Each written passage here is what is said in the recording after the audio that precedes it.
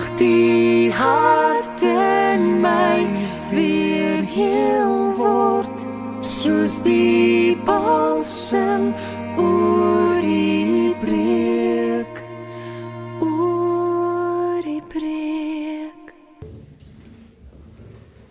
Here, wat ons hier vanoggend by mekaar kom ons met 'n groot dankbaarheid by mekaar en ja, Here, dit is so. Ons het vanoggend gekom om te kom gee met ons hart en met ons stemme, met ons tyd. Ons het gekom om te erken vanoggend dat U die koning is. Dankie Here dat ons kan weet dat U ons Here is, dat ons aan U behoort. Dankie dat ons kan weet dat ons nie aan onsself oorgelaat is nie. As ons dink aan hemelvaart, dat U opgevaar het na die hemel op die troon te gaan sit en nader aan ons as ooit tevore. Dankie dat U vir ons harte vervul het met die Gees. Dat ons nie onsself oorgelaat is in hierdie wêreld nie, maar die verantwoordelikheid wat ons gekry het, ons kan uitgaan en ons kan 'n verskil maak. Die woorde word gegee. Die geloof en die passie word gegee. Here, alles wat ons nodig het U gegee. En daarom het ons nie meer verskonings nie. En daarom wil ons graag vra dat U vir ons sal lei. Lei vir ons in die woord.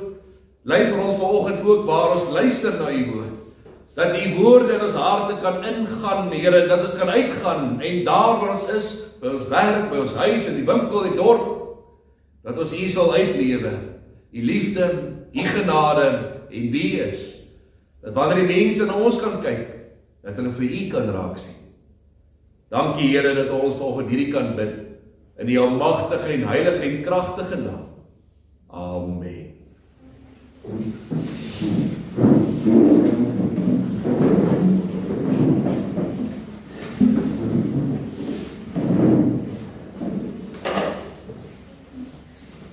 Geliefdes, ek gaan vir ons lees uit Eksodus 3 uit, vanaf vers 1, Eksodus 3, vanaf vers 1. Moses het sy skoonvader Jethro, die priester van Midian, sy kleinvee opgepas. Hy het die kleinvee diep in die woestyn ingejaag en uitgekom by die berg van God by Horeb. Daar het die engel van die Here aan hom verskyn in 'n vuur wat uit 'n doringbos opvlam. Moses het gesien daar is 'n doringbos aan die brand, maar die doringbos word so waar nie verteer nie. Toe dink Moses, ek moet afdraai sodat ek na hierdie buitengewone verskynsel kan kyk. Waarom brand die doringbos dan nie uit nie? Toe die Here sien dat hy afgedraai het om dit van nader te bekyk, het God na hom geroep uit die doringbos. Moses, Moses. Hy het geantwoord, hier is ek. Toe sê die Here, moet nie nader kom nie, trek jou sandale van jou voete af, want die plek waarop jy staan is heilige grond. Daarop sê hy, ek is die God van jou voorvader, die God van Abraham, die God van Isak, die God van Jakob. Moses het sy gesig bedek, want hy was bang om na God te kyk. Die Here sê toe, ek het die ellende van my volk wat in Egipte is duidelik gesien. Hulle noodkreet oor hulle slawedrywers het ek gehoor. Ja, ek ken hulle lyding. Ek het afgekom om hulle uit die land van Egipte te red en hulle uit daardie land te laat optrek na 'n goeie en 'n uitgestrekte land, na 'n land wat oorloop van melk en honing, die woonplek van die Kanaaniete, die Hittite, die Amoriete, die Ferisiete, die Hiwite en die Jebusiete. En nou kyk, die noodkreet van die Israeliete het my bereik. Ek het ook die verdrukking waarmee Egipte hulle verdruk raak gesien. Gaan dan nou. Ek stuur jou na die Farao om my volk die Israeliete uit Egipte uit te lei. Moses het egter vir God gesê, wie is ek, dat ek na die Farao kan gaan en dat die Israeliete uit Egipte kan lei? Hy het geantwoord, ek is immers by jou, en dit sal vir jou die teken wees dat dit ek is wat jou gestuur het, wanneer jy die volk uit Egipte gelei het, sal julle God op hierdie berg dien. Moses het vir God gesê, kyk, as ek by die Israeliete kom en hulle vir my sê, die God van julle voorvaders het my na julle gestuur, en hulle vra my dan, wat is sy naam? Wat moet ek vir hulle sê? God sê toe vir Moses, wie is ek? Ek is wie ek is. Hy sê toe ook, so moet jy die Israeliete antwoord. Ek is, het my na julle toe gestuur. God het weer vir Moses gesê, so moet jy vir die Israeliete sê, Die Here, die God van julle voorvaders, die God van Abraham, die God van Isak, die God van Jakob, het my na julle gestuur. Dit is my naam vir altyd. Dit is my gevierde naam van geslag tot geslag. Gaan en bring die oudstes van Israel byeen en sê vir hulle, die Here, die God van julle voorvaders, die God van Abraham, Isak en Jakob, het aan my verskyn en gesê, ek gee noukeurig aandag aan julle en aan wat julle in Egipte aangedoen word. Ek verklaar dan, ek sê julle laat optrek weg van die ellende in Egipte, na die land van die Kanaaniete, die Hetiete, die Amoriete, die Ferisiete, die Hiwiete en die Jebusiete, na 'n land wat oorloop van melk en honing. Hulle sal na jou luister en dan moet jy en die oudstes van Israel na die koning van Egipte gaan. Julle moet vir hom sê, die Here, die God van die Hebreërs, het hom aan ons bekend gemaak. Laat ons asseblief dan nou 3 dagreise ver die woestyn ingaan, sodat ons aan die Here ons God kan offer. Ek weet egter dat hy, die koning van Egipte, julle nie sal toelaat om te gaan nie, tensy hy gedwing word deur 'n kragtige hand. Maar ek sal my hand uitsteek en Egipte tref met al my wonders wat ek in hulle midde gaan doen. Daarna sal hy julle laat gaan. Ek sal sorg dat die Egiptenare hierdie volk goedgesind is, sodat wanneer julle gaan, julle nie met leë hande sal gaan nie. Elke vrou moet van haar buurvrou of van die een wat daar in die huis tydelik verblyf geniet, silwer en goue voorwerpe en klere eis. Julle moet julle seuns en dogters laat saamdra, so moet julle byt neem van die Egiptenare. Net tot sover. Interessant is, ek moet stil staan met die gesprek.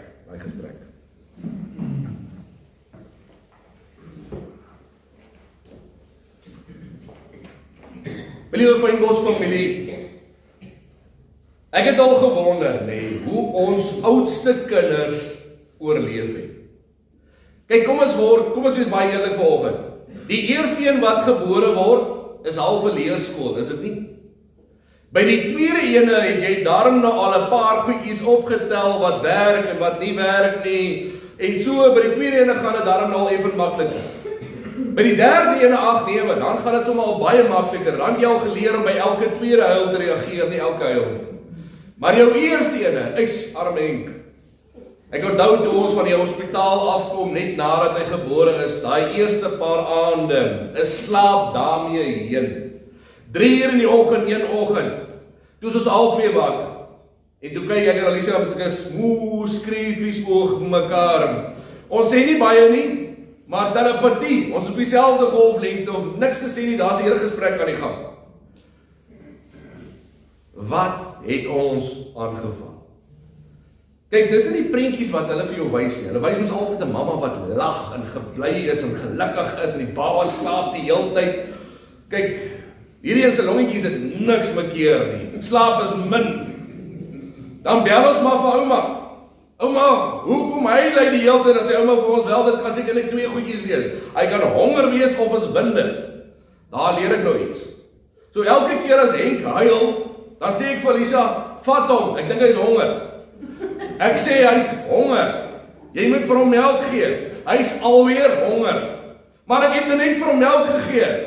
Ek weet, maar ek dink hy's nog steeds honger. Ek gee vir hom weer melk. Hy's honger. Natuurlik was Henk nie altyd honger gewees nie, maar hy het geen tekort gehad nie, sy maag was nooit leeg nie. Ek onthou, as hulle so huil, dan raak 'n mens partymal so moeg en so frustreerd. Want as hulle net vir jou kon sê wat fout is, my maag is seer, my ore pla, my maag is leeg, dan is dit maklik, dan kan ou dokter aan gee wat nodig is. Partymal het ons gevra, sê net vir my wat jy wil hê. Gebeur dit nie partymal so ook teenoor God nie, het 'n mens dieselfde vraag of vra nie. Veral as die dinge aansienlik nie in jou lewe gaan soos jy gehoop het. Veral wanneer die dinge gaan buite jou beplanning is wat jy gedink het jy gaan wees oor 'n jaar of 2. As dinge nie gaan in jou gedagtes soos jy gehoop het nie, dat jy vir God vra op 'n stadium in jou lewe, maar ek verstaan nou nie meer nie. God, wat verwag U van my? Wat wil U van my hê? Dis 'n groot vraag. Dis een van daai vrae wat Moses definitief in hierdie gedeelte ook gevra het. Nou Moses het 'n baie unieke kinderlewe gehad. Hy was gebore in 'n tyd terwyl die Israeliete slawe was in Egipte en Moses was 'n Israeliet gewees. Sy pa en sy ma was Israeliete gewees. En net so voor sy geboorte het die farao begin kyk na die getalle van die Israeliete en hy sê toe vir hulle, hulle raak nou te veel, ons gaan nou moet begin plan maak, ons moet die ligte afsit. En farao gee toe 'n bevel en hy sê toe vir hulle, kyk, ons moet die syfers bietjie uitdink. Hulle raak nou te veel. Farao het besluit om die nommers te keer dat alle seuns wat in 'n bepaalde tyd gebore word in die Nylrivier gegooi moet word. Nou net nie dit te gee, die Nylrivier is baie bekend vir sy krokodille, so julle kan self indink hoe daai prentjie moes gelyk het in daai tyd. Die dag toe Moses gebore word, het sy ma geweet, hier is iets besonders in hom. Sy het hom eers 'n rukkie in die huis weggesteek, so tongretjies gesê, Moses was nooit honger nie, en sy mond oopgaan, was hy verseker honger. Natuurlik bly Moses honger, hy's 'n babietjie, sy ma het geweet, sy kan hom nie vir ewig wegsteek nie. Sy sit hom toe in 'n mandjie en sy stuur hom toe die Nylrivier af. Interessant is dat 'n krokodil hom nie in die hande gekry het.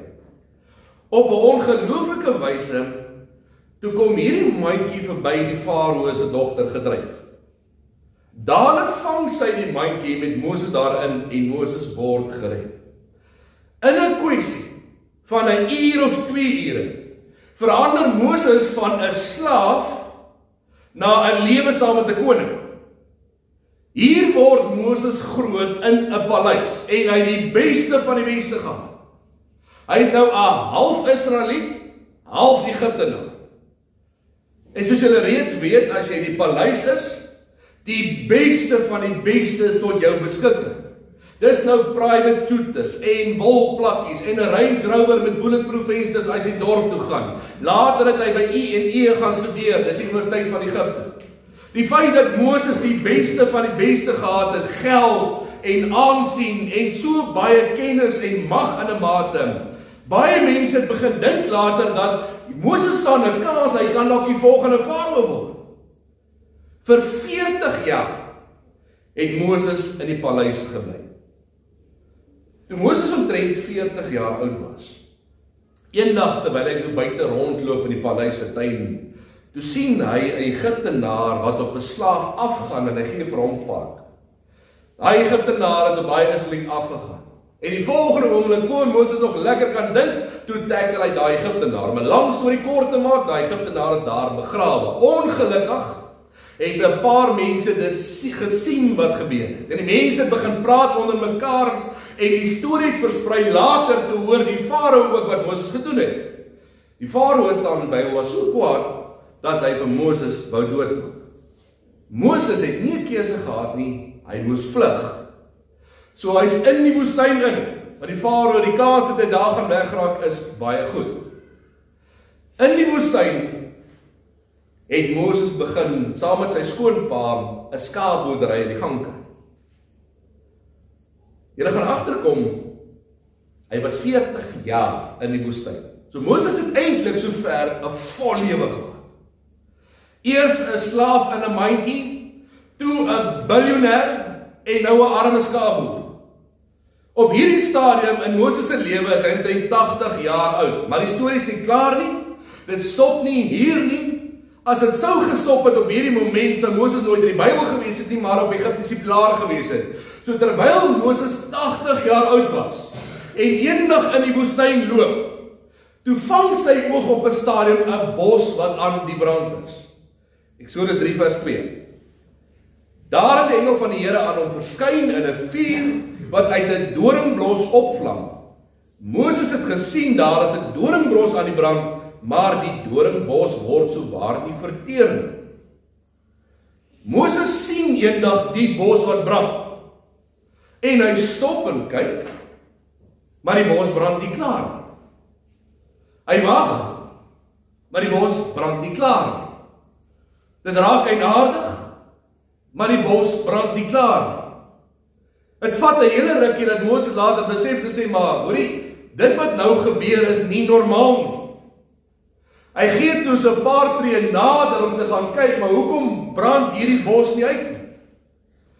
Toe God sien dat Moses nader kom, dat hy nuuskierig is, Later is Moses so naby dat God met hom praat uit die bos uit. En God sê, Moses, Moses. En Moses skrik hom dood. Hier is hy. In die middel van die woestyn. In die middel van nêrens was God besig in 'n gewone bos om Moses se aandag te trek. Wat wil God van Moses hê? Wat soek God van Moses? Wel, heel eerstens sy aandag. Jy sien, dis nie die eerste keer dat Moses 'n bos sien brand in die woestyn nie. Hy is 80 jaar oud. Hy behoort al sy lewe al 'n paar keer 'n bos gesien brand. Dis in die woestyn. Dis nie iets buite normaal nie. Dis nie vreemd nie.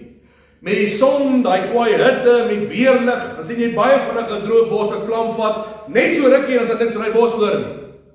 So dis nie iets vreemd in die woestyn nie. Toe Moses nader loop en kyk, hoekom die bos nie klaar brand nie, dis iets wat sy aandag gevang het. Dis die eerste ding wat God soek van Moses, is sy onverdeelde aandag, sy fokus. Hy moet nader kom, hy moet kom kyk, hy dink nie aan iets anders nie, sy fokus lê by die bos wat nie brand nie. Vers 10 sê, gaan dan nou, ek stuur jou na die Farao om my volk die Israeliete uit Egipte uit te lei. Die volgende moment toe Moses nader loop, toe kom daar 'n stem uit die bos uit. Nou wil ek julle iets baie interessant leer. God praat met Moses en hy gee vir hom sy opdrag. God sê presies vir Moses wat hy van hom verwag, wat hy van hom wil hê. Moses staan daar en hy hoor die opdrag. En die volgende oomblik, toe begin Moses met 'n klomp verskonings. Hoekom hy dit nie kan doen. Kom ek kyk hoe goed ken julle by. Gee 'n raaiskoot. Hoeveel verskonings gee Moses in hierdie gedeelte? Hoekom God hom nie moet gebruik nie? Wat 'n raaiskoot? 1, 10, 11, 3, 2, gee my 'n raaiskoot. Annemie. 5, ek het 'n 5. Kom ons Frik, wat sê jy? 9. Ander, wat sê jy? 6. Daar's 3 verskonings. 3 verskonings. Vers 11. Wie is ek dat ek na die Farao kan gaan? Daar's 'n ander woord, hy sê, nee ek nie. Eksodus 4 vers 1. Maar as jy Israeliete my nie glo nie en julle nie na my luister nie. Die tweede ene. Eksodus 4 vers 10. Asseblief my Heer, ek is nie 'n man met baie woorde nie. Die derde een. Moses mis die memo. Hy het nie aansoek gedoen vir die werkie. Die pos is klaar gevul. Sy naam is klaar op die pos. Al kom hy met 3 verskonings, hoekom dit nie dit hy moet wees nie, wil die Here dit nie hoor nie. Hier is nie 'n onderhandeling aan die gang nie. God het klaar gekies wie. En God praat duidelik wie hy wil gebruik en wie die Here nie wil gebruik. Hier is nie 'n onderhandeling nie. Moses staan daar en al wat hy op kan fokus is God se grondkeuse. Hy is die laaste ou wat God moet gebruik. So wat wil God van Moses sê? God wil hê dat Moses daar moet staan, sy hand hoog opsteek en sê, hier is ek Here, ja Here, ek sal gaan. So wat soek God van my? Eerstens, jou aandag. Dat wanneer God met jou praat, in jou hart, deur die Bybel, deur dat jy sal luister na wat God vir jou sê, jou aandag. Tweedens, jou bereidwilligheid. Kyk, dis een ding wat ons fantasties kan doen. Dis 'n mooi woord in Afrikaans, aangesien ons ook boepingsbroodjies moet deesdae gebruik. Selektief horend. In plat Afrikaans, ons hoor net wat ons wil hoor. En partymal wanneer God met ons wil praat, hoor ons nie 'n woord nie. Dis soos hy oom met 'n gehoorstukkie aan as hy by die huis is, met sy vrou alleen sit hy hom af. En sy vrou gaan en is vrede in die huis. Wanneer die kinders kom kuier, dan sit ons weer die gehoorstukkie aan, dan hoor ons alles wat die kinders sê. Vrede. Ek wonder hoeveel keer ek al in my lewe gekry het dat mense hulle speelgoed uitgooi oor 'n preek. Die dominee het nou persoonlik geraak. 'n Klomp mense is aangespreek, tone is getrap. As dit hoe so hy preek, dan loop ons môre. Hy het so pas beklei van vooraf. Hy preek net wat hom pas en die mense moet dit nou insluk. Ek gaan nie weer kerk toe gaan nie, want hy preek net vir my. Die hartseer van die saak is dat nie hulle nie 'n woord gehoor het wat God vir hulle sê nie. Hulle aandag was oral, behalwe by God. As jou aandag nie by God is nie, gaan jy nie 'n woord hoor wat hy vir jou sê nie. Ek sê dit weer. As jou aandag nie by God is nie, gaan jy nie hoor wat hy vir jou sê nie. Aan die ander kant is ons meesters, boffels, om verskonings te maak, hoekom ons nie vir die Here kan nie. Ek het nie tyd nie, ek is te besig, ek kan nie nou nie. En is hartseer dat ons weet wat ons moet doen, maar ons doen dit nie. Die verskonings is baie. Ek meen, jy sit hier vandag in die kerk. Dalk luister jy later die boodskap op jou foon. Jy weet jy moet jou beste vir die Here gee. Jy weet jy moet jou offers gee. Jy weet jy moet help waar dit nodig is. Jy weet jy moet jou kinders by die sonnaskool kry. Jy weet jy moet kerk toe kom. Jy weet jy moet mense saamsleep na saam met jou kerk toe. Ek weet ek moet ophou met daai ding. Ek weet ek moet ophou met hierdie ding. Ek moet stop met daai ding. Maar die tyd as jy hier uitstap en jy kom by jou kar se deur en jy maak jou kar se deur oop en jy al klaar weer 4 verskonings jou gedagtes hoekom waarmee God tevrede moet wees. Nee, ek sal dit volgende keer doen. Volgende keer, as jy weer jou kar se deur oopmaak, die 4 nuwe verskonings. Moses skep 3 vinnige verskonings. Hoekom hy nie vir God kan nie. Die farao gaan nie luister nie, die mense gaan nie na my luister nie, ek kan nie praat nie. Nêrens het die Here vir Moses gesê, Moses, ek het nou nie daarin gedink nie. Moses, dankie vir jou tyd. Ek waardeer dit, dis maar reg so. Volgende keer dan probeer ons dit. Maar ek verstaan jou situasie, dis okay. Ek gaan iemand anders te kry. God weet, dis nie buite Moses se vermoë nie. Sy verskonings gaan nie op nie, God val nie daarvoor nie. God ken vir Moses. Hy ken alles van Moses. God ken alles van Moses. God weet dat Moses ongelooflike leierseienskappe het, al dink hy self nie so nie. God weet wat sy talente is en wat nie. God het alles reg gekry oor 80 jaar en Moses voorberei oor 80 jaar dat hy moet reg wees vir nou. Hy's gespaar in die rivier. Hy's opgelei in die paleis. Hy ken die mense in die paleis. Hy's 40 jaar in die woestyn gewees. God het alles gebruik vir sy voorbereiding. God antwoord in vir Moses in vers 12. Ek is immers by jou. Ek is by jou. Maak nie saak wat kom nie. Ek is by jou. God vra nie wat jou talente is nie. Wat jou vermoë is nie. Hy ken jou. Hy ken alles van jou. God soek jou. Ja, Here, hier is ek. Ek weet hoe ek voel. Ek kan nie. God sê, ek sal by jou wees. Ek het nie die vermoë nie. Ek sal vir jou gee. Ek het onlangs een aand 'n ouderling by my gehad, wat nou onlangs bevestig is. Hy kom een aand na my toe en hy sê vir my, ek is nie waardig. Ek kan nie. Dalk moet ons eerder iemand anders te kies. Ek sukkel met hierdie probleem, ek het daai probleem, ek kan nie. Ek is nie 'n ouderling waardig nie. My woorde daai aand aan hom was, hoe meer jy met my praat, hoe blyer word ek.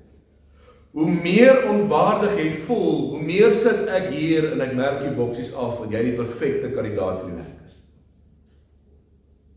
So kom ons kom terug na die vraag toe. Wat verwag God van my? Al wat God van jou verwag, is om Jesus uit jou hele siel, uit jou hele krag, uit alles uit te dien. Om daar waar jy gaan, Jesus te laat gesien word.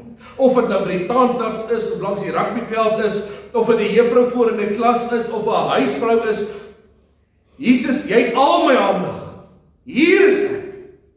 Gebruik my waar ek gaan, dat mense U in my kan sien. Met die mense met wie ek werk, met die kliënte wat by my voordeur opdaag, met die ouers by die skool, waar ek die kinders gaan haal, met my vriende wat oorkom vanaand vir 'n braai, mag almal Jesus in my raak sien. Dis die laaste ding wat God van jou wil hê. Jou aandag, jou hand wat jy opsteek en jou hart.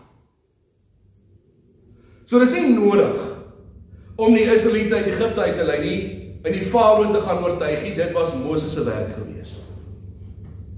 Maar Jesus het vir jou iets anders in gedagte. Dit beteken jou aandag gaan by hom moet wees. Om nie so besig te raak dat Jesus 'n bysak word nie, maar in hom en deur hom te leef. Altyd op die uitkyk vir geleenthede waar ek Jesus kan uitleef. Dit beteken jou bereidwilligheid. Dat wanneer jy daar by die kar kom, en jy vat jou kar se deur en jy maak jou kar se deur so oop, dat jy vir jouself moet sê, as ek dit nie gaan doen nie, gaan niemand dit doen nie. Ek sê dit weer. As ek dit nie gaan doen nie, gaan niemand dit doen nie. Ek gaan dit moet doen, anders gaan dit nie gedoen word nie. Ek aanvaar dit so, ek is bereid, hier is ek, Here. Dit gaan beteken dat jou hart by die Here moet wees, by Jesus moet wees. Dat daar waar jy gaan, dat hulle in die woorde wat jy praat, in die manier die mense hanteer, dat hulle Jesus in jou kan raak sien. Daar is mos 'n ou spreekwoord wat sê, waarvan jou hart van vol is, loop die mond oor. As jou hart van Jesus vol is, sal dit gehoor en gesien word. Wat God van jou verwag, my liewe fynbosfamilie, is nie om berge rond te skuif nie. Jou aandag, jou bereidwilligheid, jou hart. Amen. Kom ons bid saam.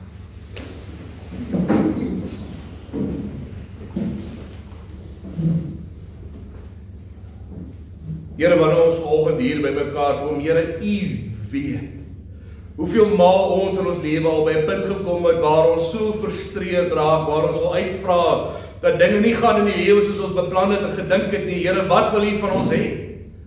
En hier in Eksodus 3 leer U vir ons so duidelik. U wil ons aandag hê.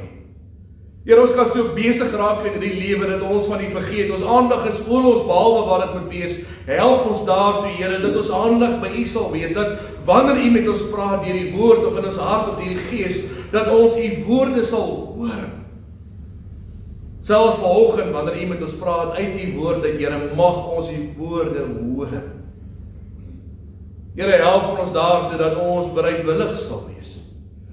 Dat ons nie by mekaar se deur sal kom en daai deur oopmaak en 4 nuwe verskonings het hoekom ons dit nie kan doen nie, maar dat ons sal besef, Here, U het ons geroep. U ken ons vermoë, U ken ons talente, U ken ons vaardighede. U sê vir ons 3 keer in hierdie gedeelte dat U met ons is.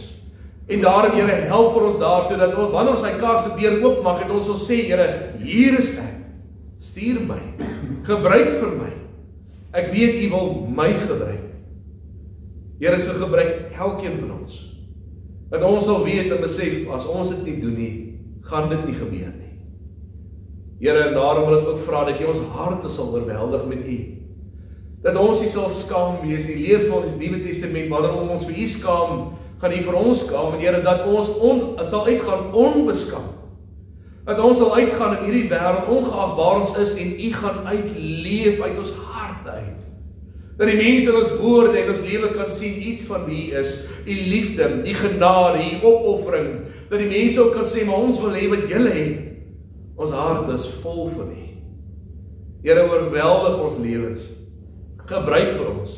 U het 12 disippels die wêreld ingestuur en die wêreld is verander deur 12 disippels.